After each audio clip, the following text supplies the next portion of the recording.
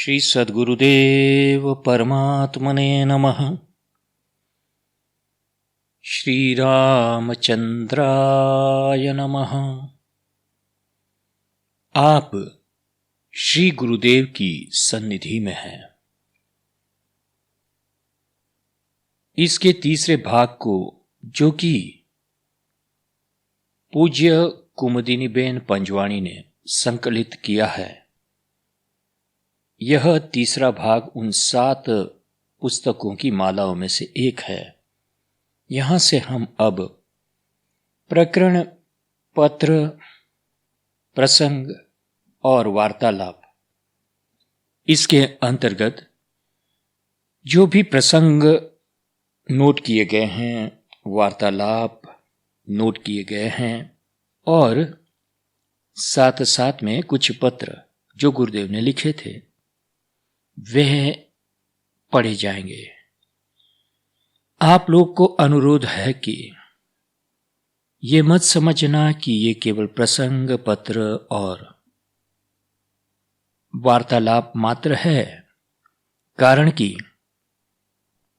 इसमें गुरुदेव के कुछ अमूल्य उपदेश भी प्राप्त हो जाते हैं और गुरुदेव की प्रेम संवेदनाएं अपने शिष्यों के प्रति, साधकों के प्रति कितनी विपुल थी और कितनी उदात्त थी, यह भी आपको अनुभूति होगी। तो चलो, ऐसा ही एक प्रसंग पृष्ठ 80 पर है, जहां कुमुदिनीबेन को गुरुदेव ने कहा था कि तुम पीएचडी के लिए रजिस्टर्ड हो जाओ। गुरुदेव ने कहा, लो कुमुद, लिखी हुई ये 2-3 कॉपी तुम संभाल कर अपनी पास रखो।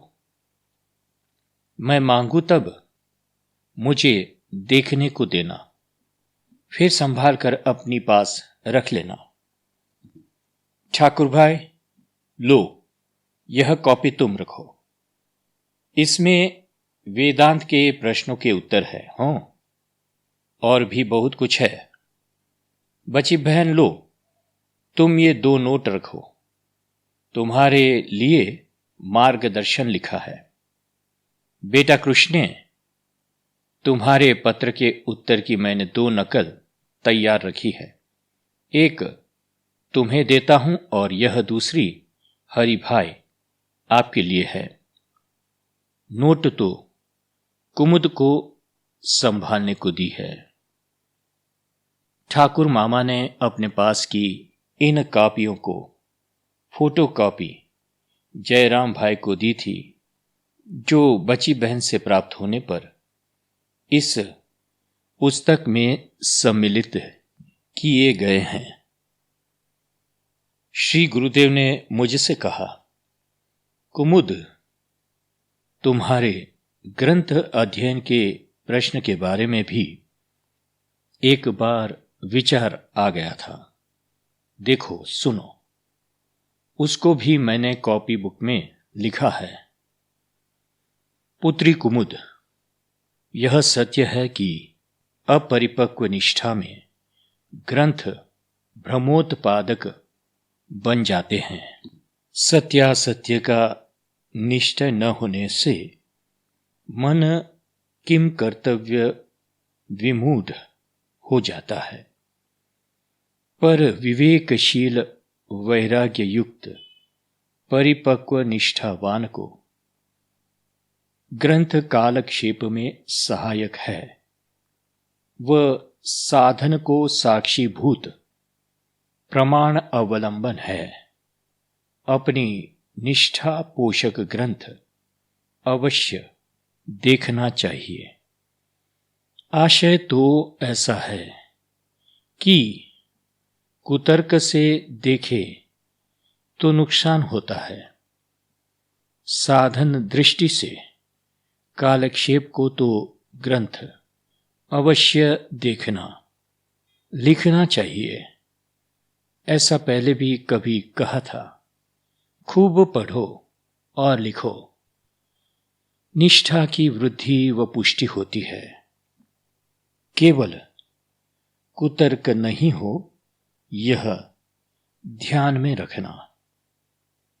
कालक्षेप के निमित्त अपने सिद्धांत अनुकूल ही ग्रंथ वाचना और इष्टा अनुकूल ग्रंथों का स्वाध्याय करना चाहिए, कारण कि अपक्व अवस्था संशय आत्मा होकर गिरने में देरी नहीं लगेगी।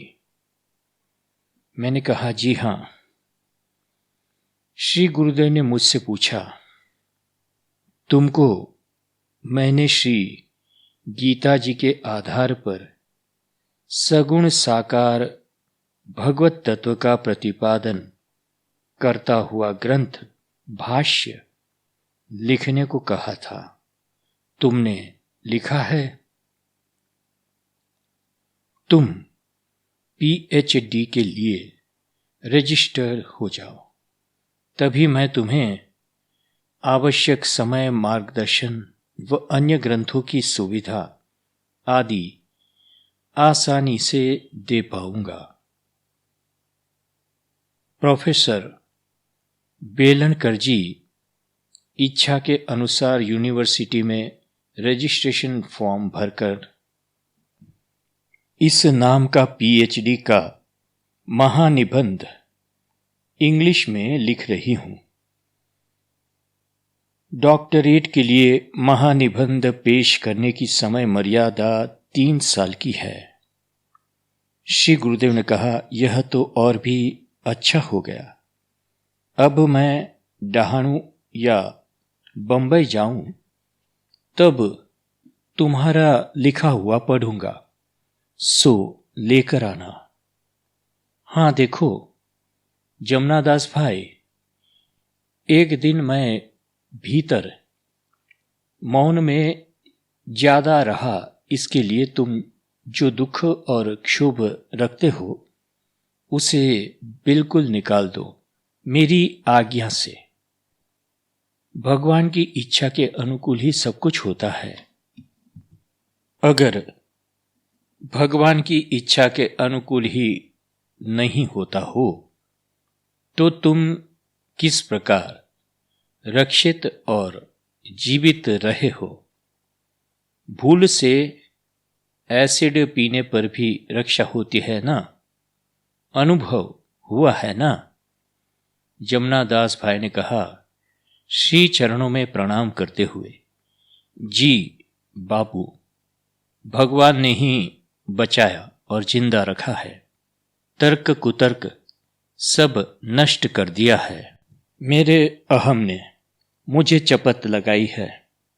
अब मैं खूब सावधान रहूंगा बापू। आपका हूं, आप संभाल के मुझे रखना, अहम इत्यादि से बचा के रखना। श्री गुरुदेव ने कहा, ऐसा ही होगा, आप चिंता न करना। मैंने कॉपी में लिख कर रखा था। जब संकल्प करके बैठना था उससे पहले लिखा था कि 4 मई सन 54 सुबह 7:10 से प्रारंभ और 23 अप्रैल 56 को समाप्ति दिन। इसका परिचय अर्थात इंगित श्री रामनवमी के दिन 19 अप्रैल को होगी। 4 दिन बाद समाप्ति। श्री रामनवमी के बाद तुम्हारे सबके संयोग का और वातावरण का खूब ख्याल आ गया, तब मैंने चैत्र शुक्ल 10 को ही लिखा। प्रभु जो करते हैं वह सब जीवों के श्रेय के लिए करते हैं। कुछ कल्याण इसमें भी समाया है। प्रभु का विधान समझने के पहले प्रभु प्रार्थना करो। चिंतित होने की कोई बात नहीं, धैर्य धरो। प्रभु जानते हैं यह भी कल्याण का एक क्रम होगा। अब पुष्ट 141 141 पर गुरुदेव ने कहा है 3 बार भागना पड़ा। गुरुदेव कहते हैं तब मैं बंगाल में भ्रमण करता था। बहुत समय पहले की बात है। एक बार संतों को मिलने को काशी आ गया था।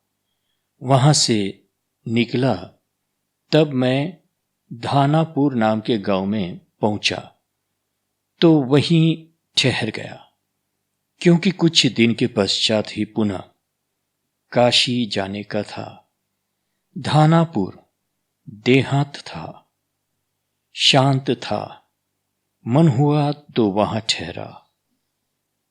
2-4 दिन के बाद ही कोई लोग सेवा सत्संग को आने लगे। एक दिन एक भाई ने अपनी नानी की बीमारी की बात कही। नानी को गले के ऊपर में फोड़ा व गांठ जैसा हो जाता है। एक गांठ के बाद दूसरी, बाद तीसरी, इस प्रकार निकलती है। परेशानी होती है। सुनकर के मैंने सहज ढंग से ही कहा कि काली जीरी, जहर कुचला और मेलर का इस्तेमाल करने से इस दर्द से राहत मिलती है। मैंने इतना कहा, तब जवाब में उस भाई ने कुछ नहीं कहा, न कोई प्रश्न ही किया कि कितनी मात्रा में, किस प्रकार से औषध काम में लिया जावे इत्यादि। फिर तो दूसरी बातें होती रही। रात्रि के पहले सब सत्संगी विदा हो गए। तब भी उस भाई ने कुछ पूछा नहीं। मैंने समझा कि साधु के उटपटांग इलाज में उसकी श्रद्धा नहीं है, इसलिए दवाई के बारे में पूछा नहीं। परंतु ठीक मध्यरात्रि के घोर अंधकार में गांव के 3-4 भाई लालटेन व लठ लेकर आए। मुझे जगाया, फिर कहा कि बाबा जी जल्दी चलो, वह माँ जी तो मर रही है। आपने कैसी दवा बता दी। सुनते ही सारी बात समझ में आ गई। दवाई को माँ जी को पिलाई गई है, गले पर लगाने की दवाई। वह भी पूरा क्रम जाना नहीं और माँ जी को पिला दी। कितना भारी अनर्थ कर डाला है उस विचारहीन ने। फिर भी मैं उन लोगों के साथ माँ जी के घर पर गया। माँ जी की हालत देखकर हृदय अत्यंत विह्वल हो गया। भगवान से प्रार्थना की, हे सर्वेश्वर शक्तिमान, शरणागत वत्सल, मेरे नाथ, अब तो आप ही का एकमात्र इलाज है। दया करे भगवान। मंत्र से अभिमंत्रित किया हुआ जल पिलाया। शीतल जल के 8-10 घड़े माँ जी के पूरे शरीर पर डलवाए। भगवान ने लाज रख ली। शरणागत पालक विरुद्ध है ना। माँ जी को होश आया, आंखें खोल दी। सब लोग प्रसन्न हो गए और मैं भी। लेकिन उसी वक्त वहां से मैं चल भागा, फिर कभी वहां नहीं गया। घर छोड़कर भागा था सो तो मर्जी से भागा था। साधु होने पर इस प्रकार मुझे 3 जगह से 3 बार भागना पड़ा था। ऊपर बताए माँ-जी के प्रसंग ने मुझे इतना विह्वल बना दिया था कि तब तो भागकर मैं सीधा कश्मीर श्रीपति तपावन जी भगवान के सन्निधि में पहुंच गया था। दूसरी बार भी मैं एक माँ-जी के कारण ही भागा हूं, लेकिन बात दूसरे प्रकार की हुई थी। एक बार मैं हाराखंडी ब्रह्मकुंड गया था। वहां एक माँ-जी ने मुझे देखते ही जोर से पकड़ लिया और चिल्लाकर रोती रोती कहने लगी कि तू ही मेरा पुत्र है। अब मैं तो उड़िया जानता नहीं था, कुछ समझा नहीं, परंतु इतने में तो सारा कुटुंब जमा हो गया। सबने चिन्हारी कर ली, कान छेदन, उंगली, दांत और कपाल, नाक आदि चिन्ह देखे और कहने लगे कि वो ही है। अब तो मैं समझ गया कि क्या बात है। मैंने समझाया कि तुम्हारा भागा हुआ लड़का मैं नहीं हूं। ऐसा कहकर मैंने उनसे छूटने का प्रयत्न किया। उन लोगों ने मुझे पकड़ लिया, पुलिस में खबर दे दी।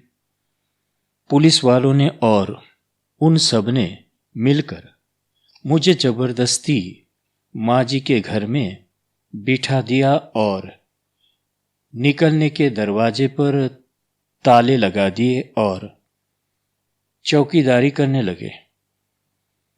मैंने भी अब निश्चय कर लिया कि 1-2 दिन अनुकूल भाव दिखा दूं, फिर भाग जाऊं तो ही निकल पाऊंगा। 2 दिन व 2 रात्रि घर में ही बराबर रहा, हंसा, बोला व सोया। आलू, मूंगफली व छाछ लेता था। माँ-जी दिन रात भर मेरे पास ही रहती थी।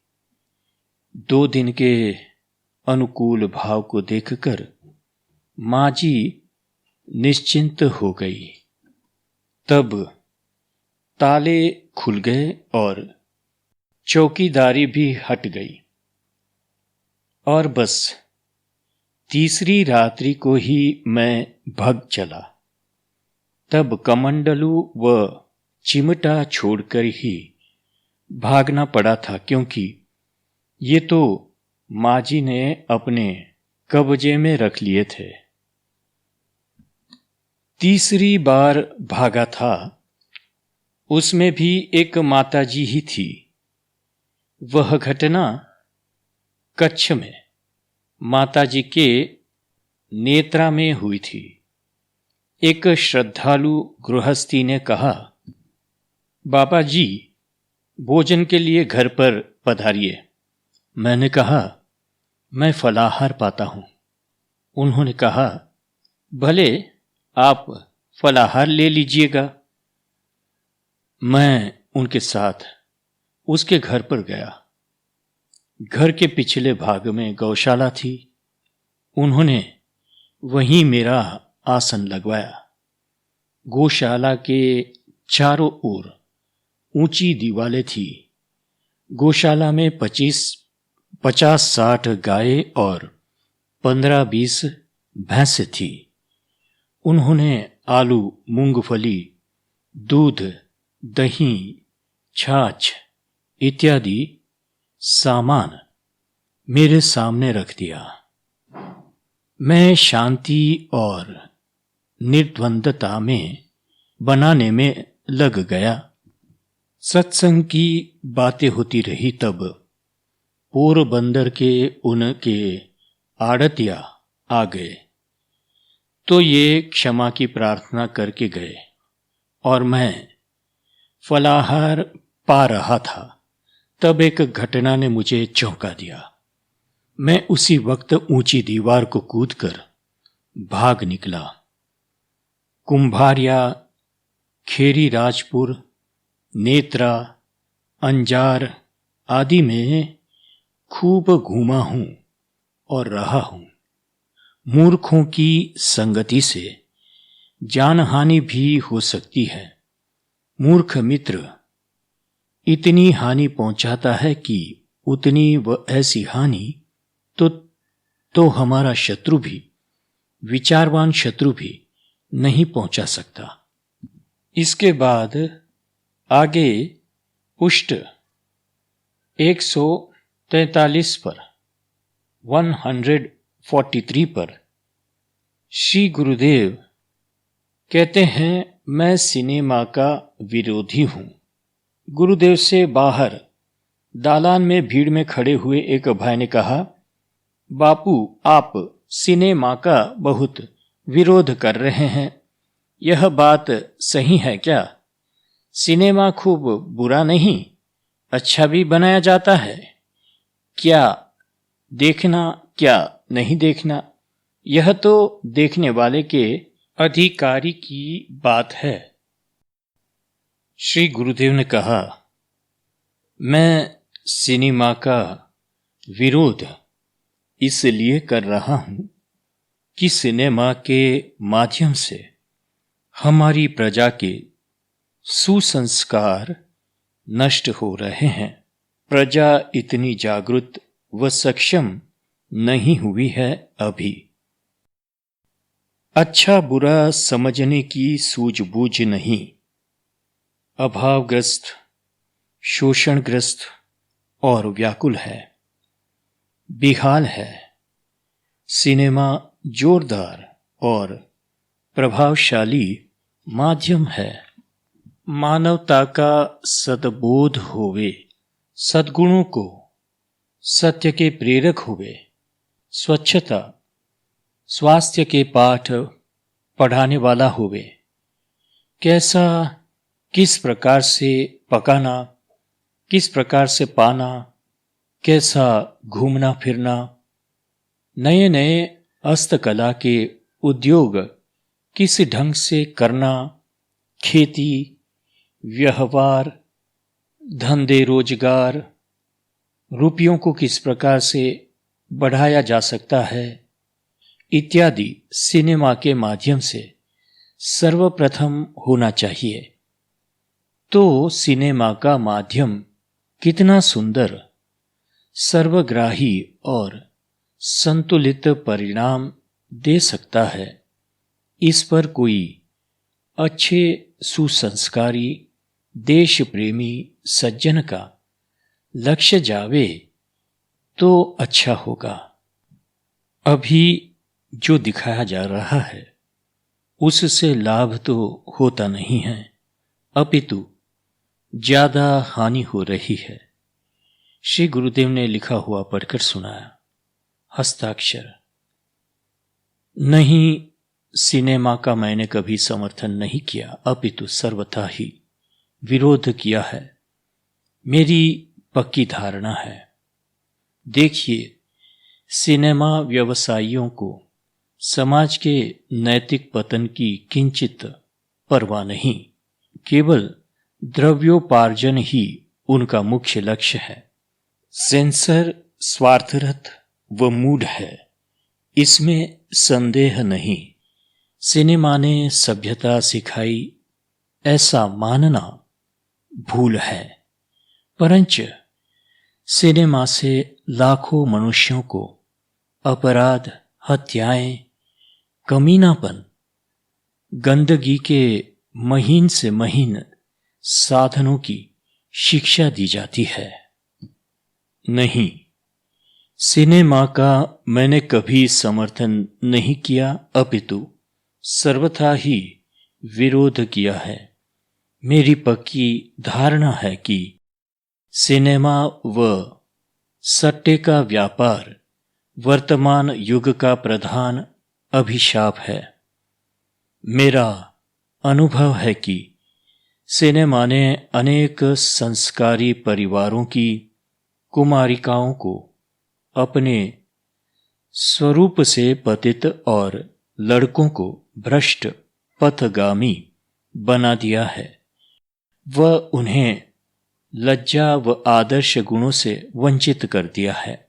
इसमें मुझे संदेह नहीं कि सिनेमा ने चोरी की नई नई कलाएं सिखाई, डाके डालने सिखाए, झूठ प्रपंच तथा शराब पिलाना सिखाया, निर्लज्जता सिखाई, भीषण व्यभिचार सिखाया।